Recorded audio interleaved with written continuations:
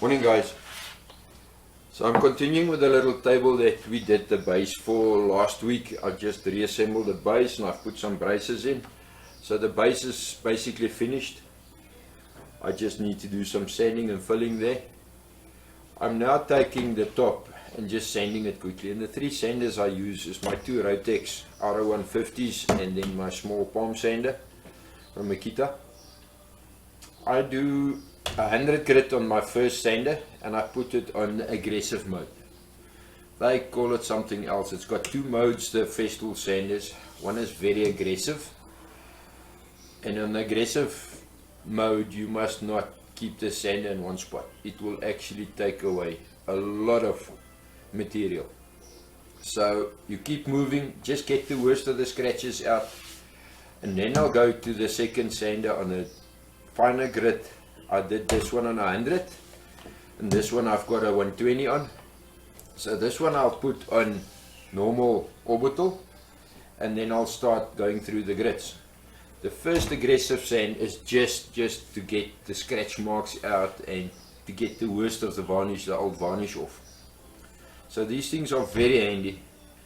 It's old machines, there's new models out, the Rotex 150 that's out now. It's a gorgeous machine, but it's just impossible to afford.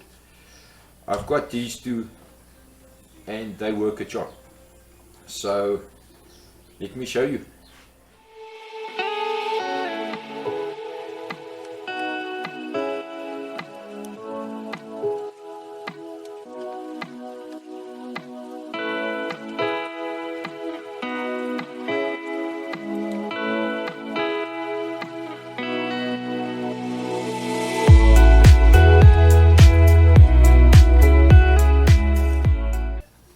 So that's now the rough sanding done, and now I take the small one with 100 grit paper because this varnish is very dry and the wood is quite soft.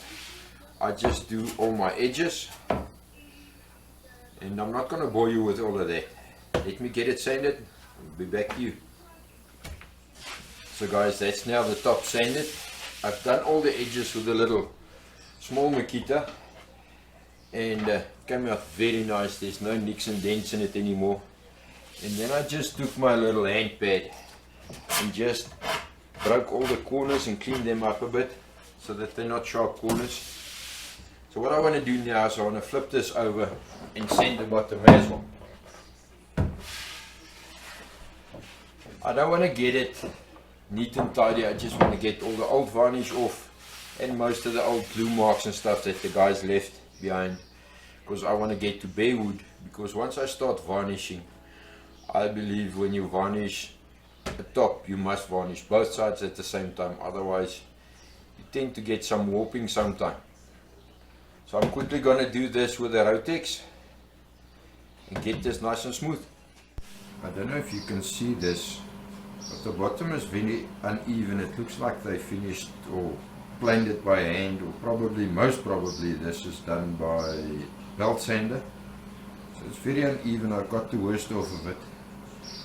I'm gonna go a little bit further and see if I can get it more smooth.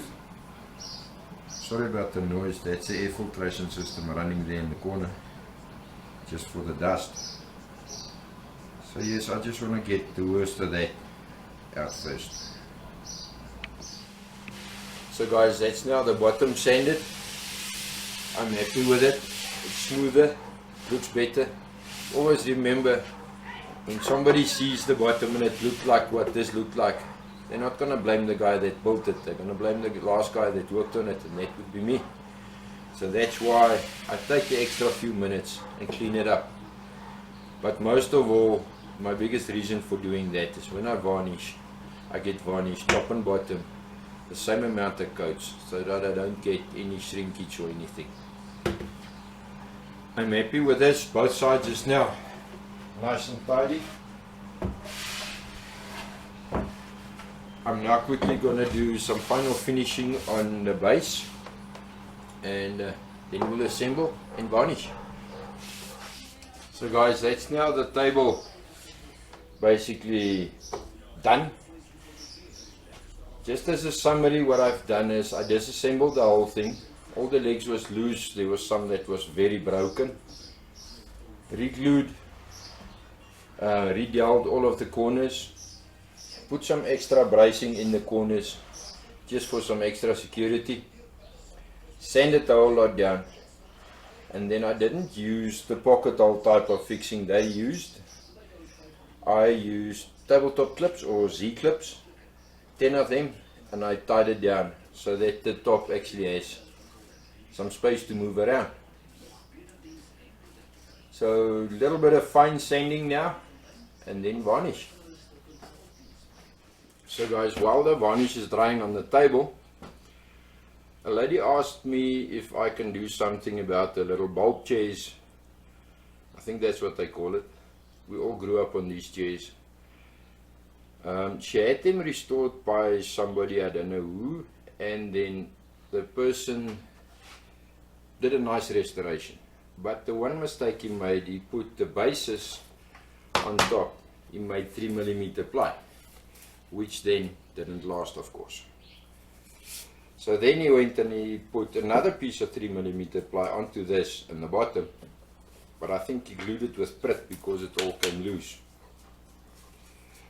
So she asked me if I can put something thicker or something better in here just to make them usable.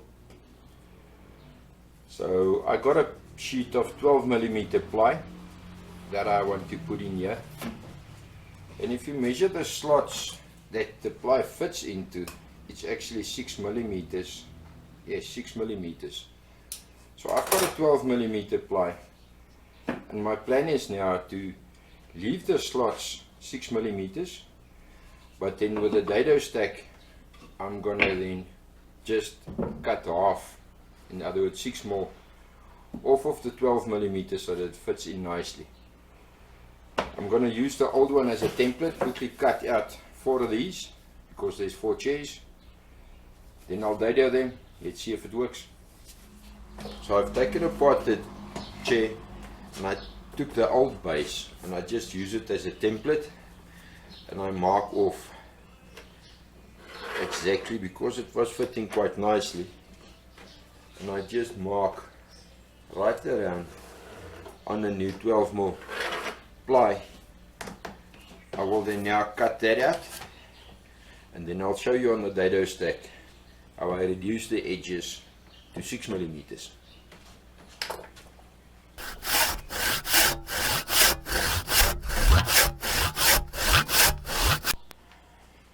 And then because I need to use the fence on the dado stack and the fence, I need straight edges. So I'm just going to straighten them up with a belt, this side.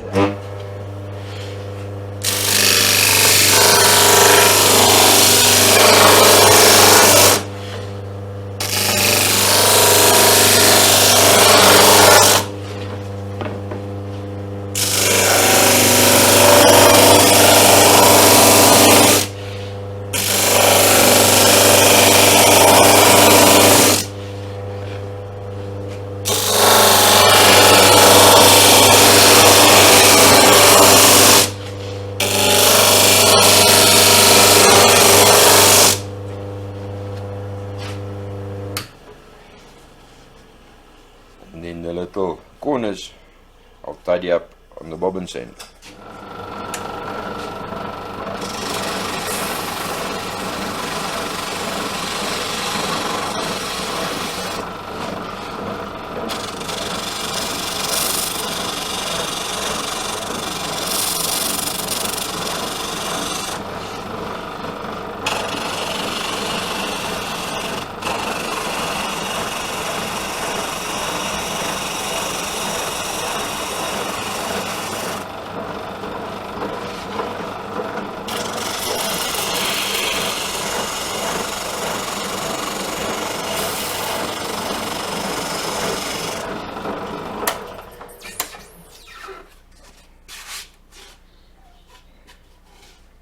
Now for the dados.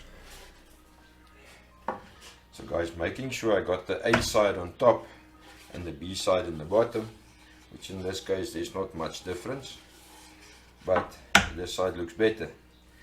I've set my dado stack and I've the dado stack width is now 10 millimeters. So I'm going to cut 10 millimeters deep into the sides, and I cut the depth to 7 millimeters. So I'm going to take 7 millimeters away on the thickness. Let's see if it's going to fit.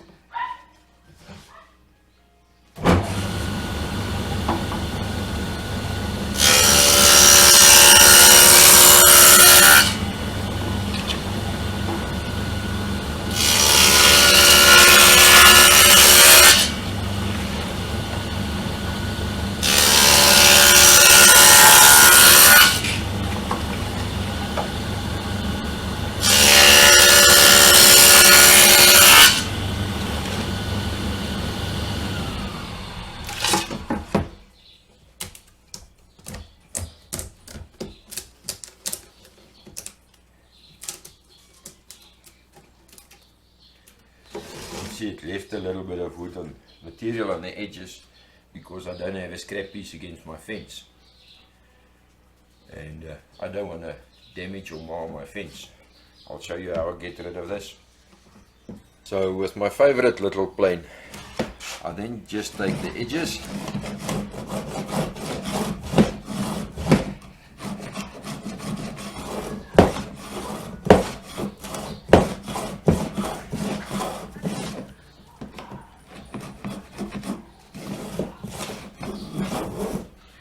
and I clean it up. I love this little plane.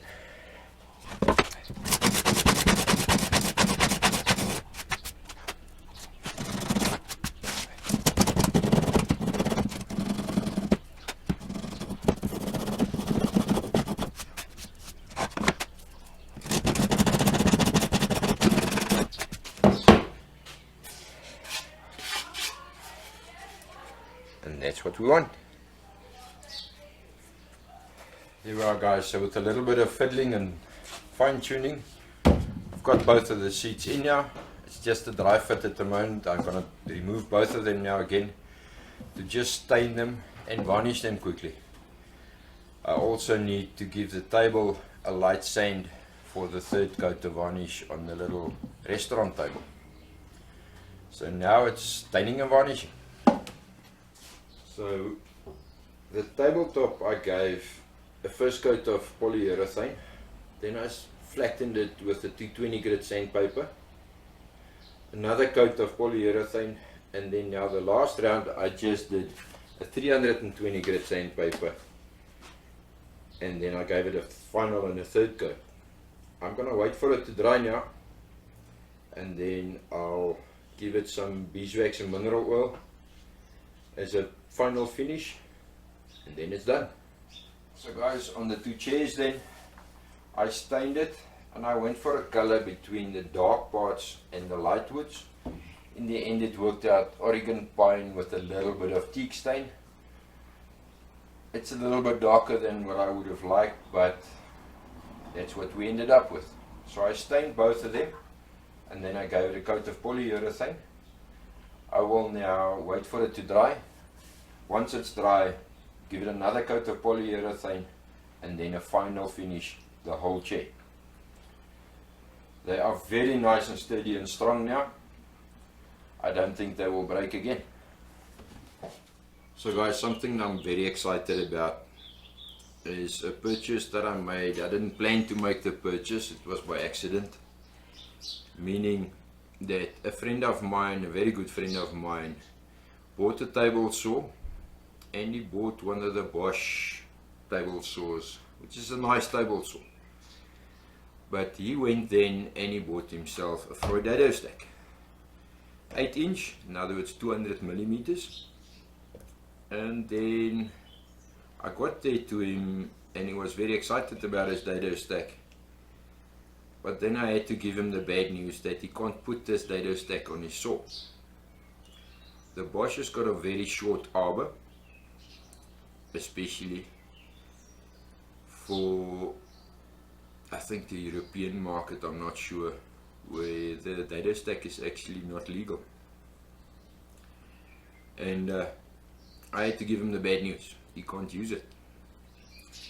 So I then purchased it from him and he gave me a little bit of discount for my birthday. That was last week, and I bought the dado stack from him, and it works on my table saw because I've got a belt drive, 16mm shaft and an extended long shaft on my old machine.